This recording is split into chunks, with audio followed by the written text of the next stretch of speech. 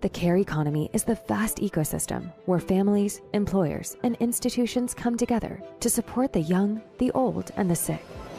The fault lines in the U.S. care economy have worsened, exposing a fundamental mismatch in supply and demand for care services. BCG has been exploring the challenges facing this $6 trillion industry and forecasts that if the care economy is not fixed, then in the year 2030, the U.S. economy could lose $290 billion in GDP. Addressing the care problem in the U.S. now isn't just good business, it's necessary business. For more, visit on.bcg.com/care.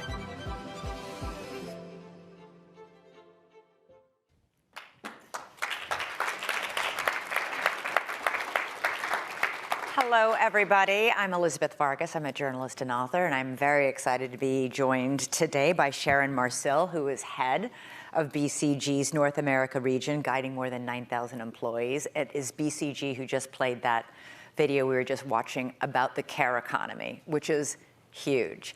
I know we had a great panel a little bit earlier about taking care of special needs people. This is about the enormous number of people in this country, I'm sure in this room, who find themselves in the position of holding down full-time jobs, part-time jobs, maybe no job, and still having to care for people. So it's a huge issue. Today on the Washington Post website, there's an article talking about that last month, 100,000 Americans had to call in sick, missed work because of childcare issues. It's an all-time high, higher even than it was during COVID and during the pandemic. Sharon, what is the care economy, as you call it? Indeed. Well, thank you so much. It's great to be here with you, Elizabeth, and with all of you today. So the care economy, if you think about it, it's really, there's two parts of it. One is the paid care economy. I think that's what we typically think of, people delivering elder care in nursing homes, in assisted living facilities, people delivering child care in child care centers. And that's big, as you described. It's a $2 trillion economy in terms of the paid piece. $2 trillion. $2 trillion. Okay. $2 trillion, and that's not the gray economy. That's actually that is the reported number in terms of the economy. There's also an unpaid portion of it. So if you think about it, many of us, yourself, we've discussed this, have been caregivers, either for children or for parents, or sometimes at the same time.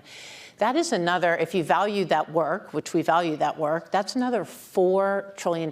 So the overall care economy, just in the US alone, $6 trillion with $4 trillion being in the unpaid portion of the economy. It's interesting that it's actually the unpaid caregivers, the people who are taking care of their kids, the people who are taking care of their parents even, because we know that with the baby boomers, we have this generation of people who are sandwiched between the two responsibilities. That is a bigger portion Indeed. Of the care economy than the paid sector, which is nannies, nurses, home care attendants, daycare centers, that sort of thing. That's exactly right. Two-thirds. It's two-thirds, the unpaid portion. And so what are the economics of this, and why are they getting so much worse? And why are we seeing numbers like that as far as an impact on the GDP? It's a great question. So you think about care, and you think about it being a social issue, and it is completely a social issue, but it is a core economic issue. So let me just briefly describe that. If you look at unfilled vacant jobs today in the US, the number's 11 million. 11 million unfilled jobs. If you look at the care economy, 1.8 million jobs are unfilled. There's interrelatedness in terms of these two numbers. Okay, so many of us count on paid caregivers to care for our parents, our children, or whatever that is.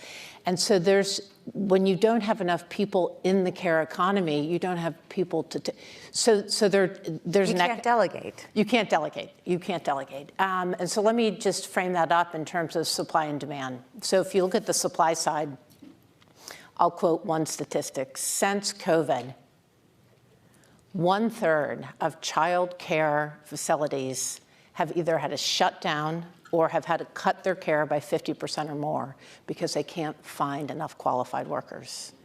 What's happening? Are people just quitting, or?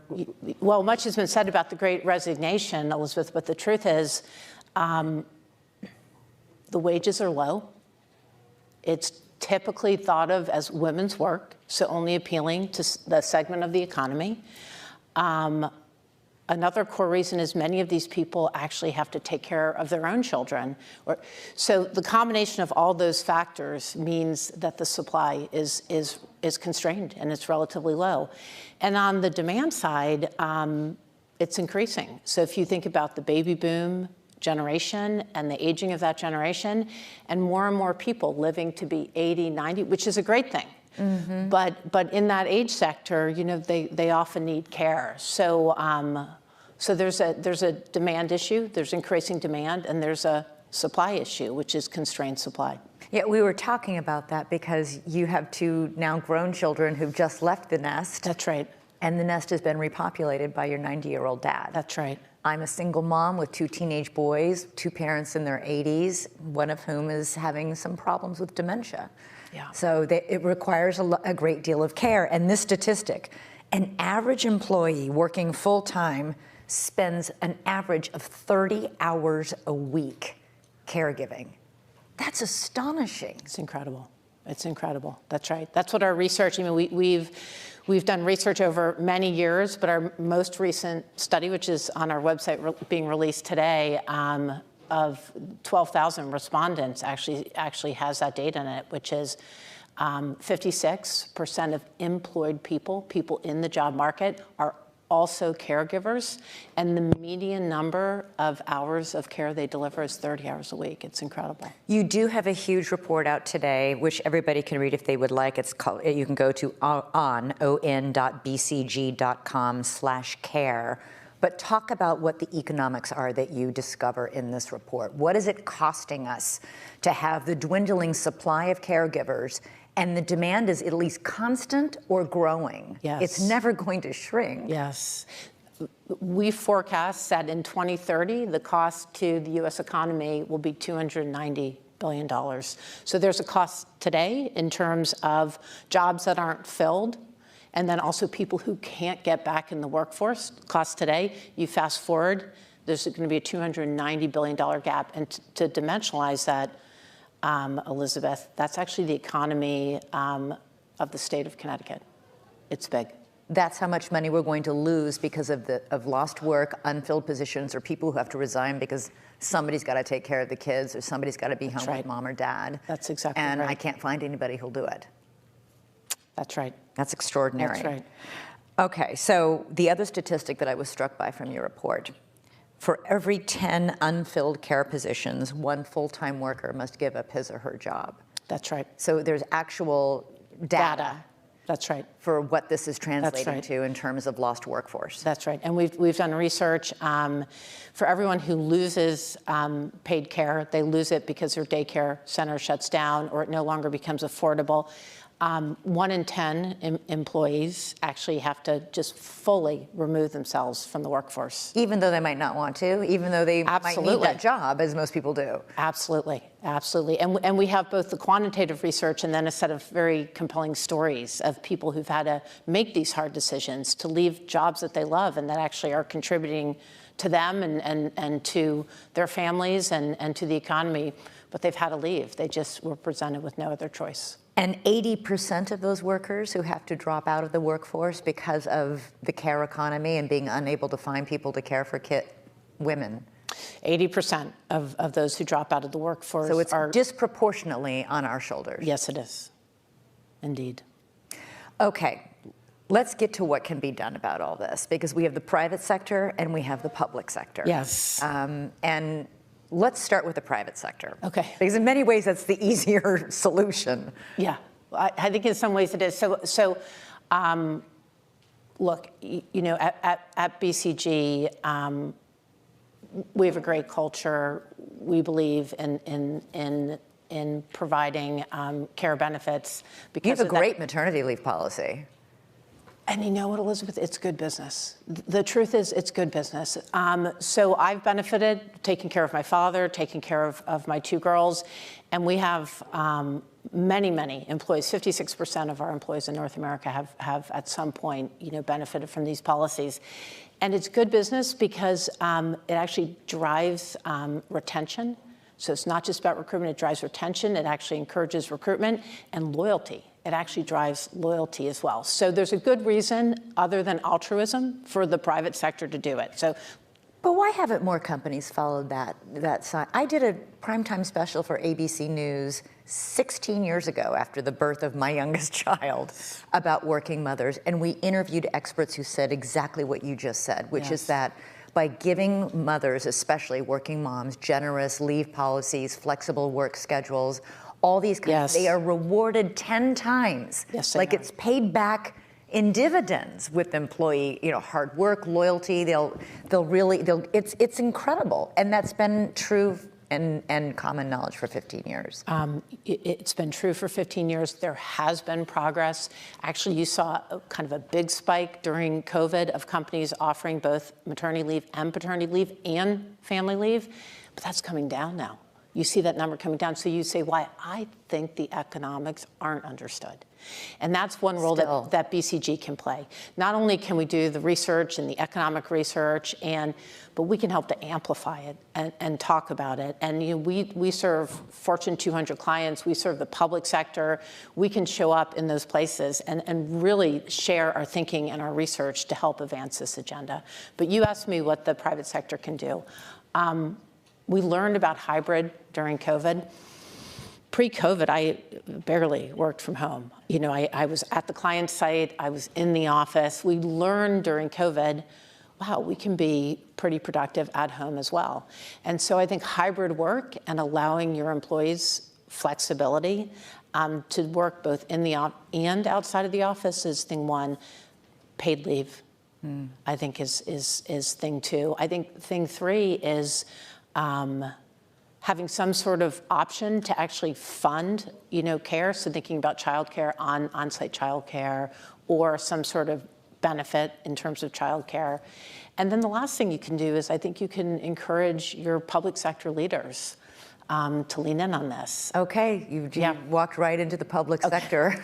Let's hear it. Okay, given we're in Washington, D.C. with our newly divided Congress, what can the public sector do? We are the only developed country in the world that doesn't have some sort of paid maternity leave. Now, we do have it in some states, and we certainly have it offered by, some great companies, but it is not at the federal level, as you know, and I think that's thing one.